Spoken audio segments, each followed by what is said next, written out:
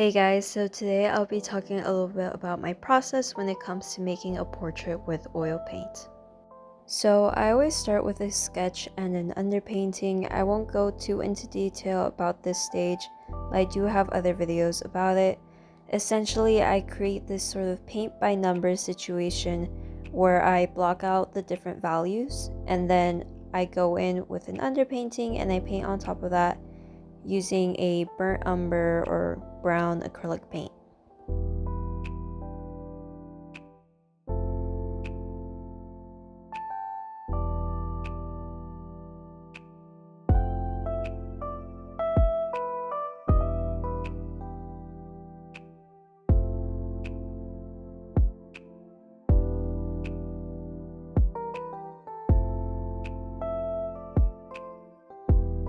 Underpaintings have many purposes, but for me it is about value. I have a harder time distinguishing value when it comes to color, so an underpainting not only helps me keep in mind what should be light or what should be dark, it also affects how the final piece will look like. The darkness or lightness of the underpainting will affect the final color and how dark or how light that piece is.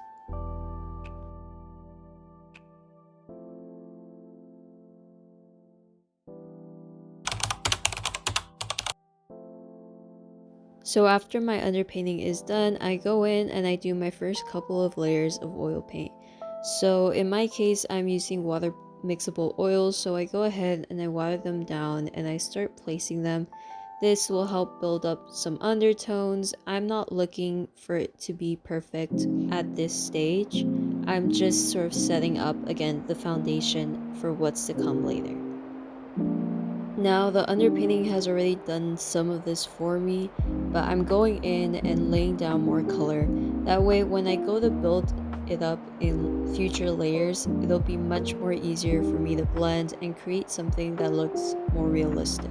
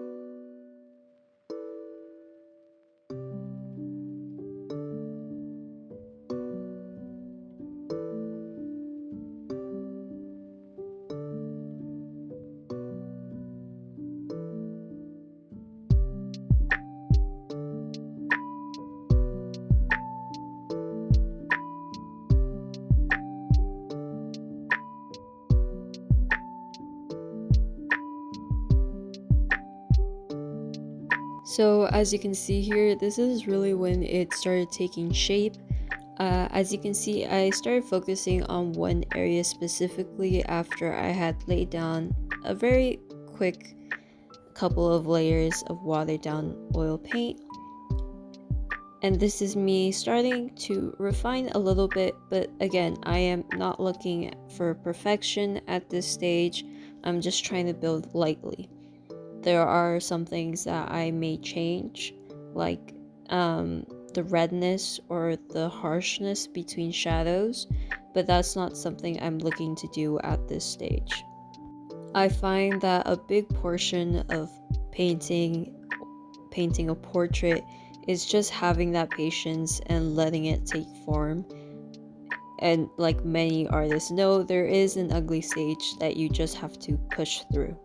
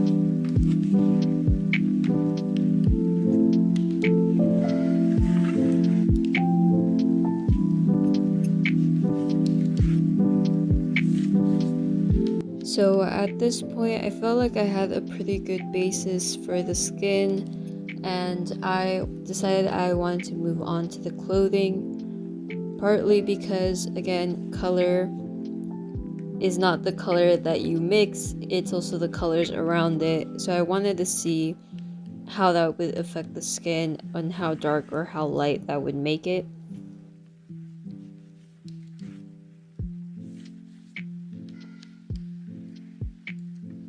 Additionally, I wanted to give the skin a little bit of time to dry because I'm using water mixable oils and the very first layers I did were very watered down. I didn't want to risk smudging or lifting up the oil paint that was already there. So I like giving it a little bit of time to dry. So I just move on to different parts of the portrait. This is more of a personal preference than anything. Some people really like the blendability of oil, and while I do like it, I still prefer some sort of rigidness, I guess you could say.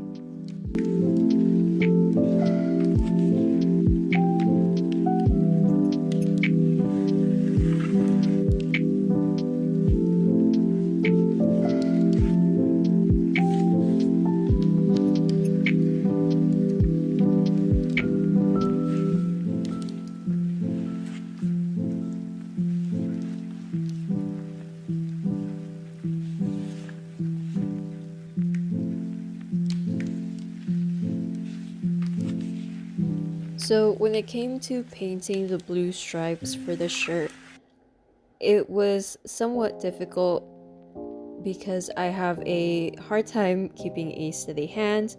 So what I use instead is this broken pool table stick in replacement of a typical mall stick that you might see painters using.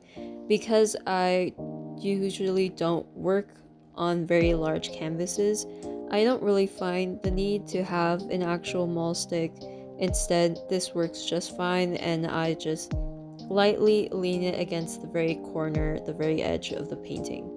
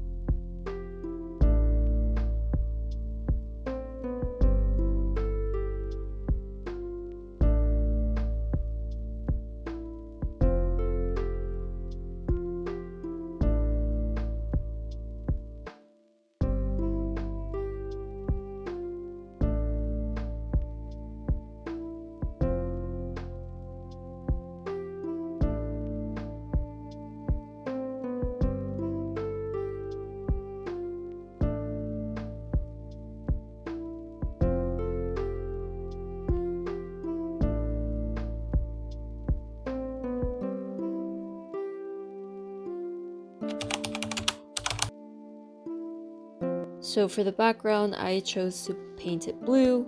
For those of you who know the color wheel and complementary colors, because the skin tone had a lot of different very orange leaning shades, I would say, I decided to go for blue as I figured that would complement it best. And to start it off, I did a sort of watered down blue to cover up most of the white of the canvas, and then I went in and did an actual thicker layer of blue paint.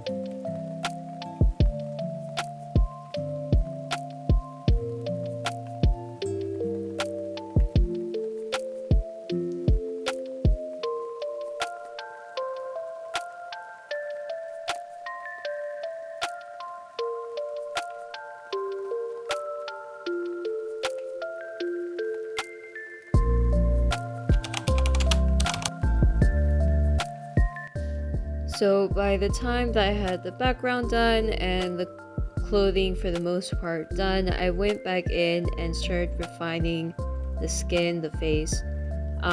There were some highlights that had just been sort of washed away in the process, as well as some shadows. So I really went back in and emphasized those highlights and shadows and contrasts to really make this painting seem a little bit more lifelike. There were a lot of mid-tones happening, but not enough contrast.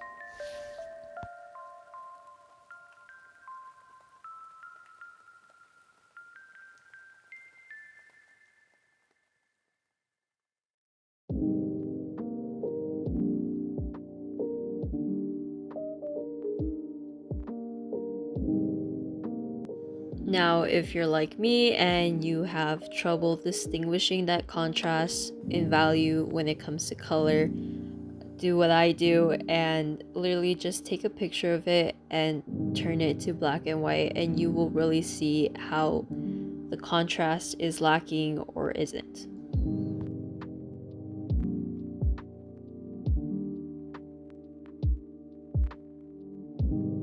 And of course, in addition to sort of upping that contrast, I just went back in doing some touch-ups where the paint wasn't really covering the canvas fully and it still felt a little see-through for my taste, and some minor things that I wanted to change up as well.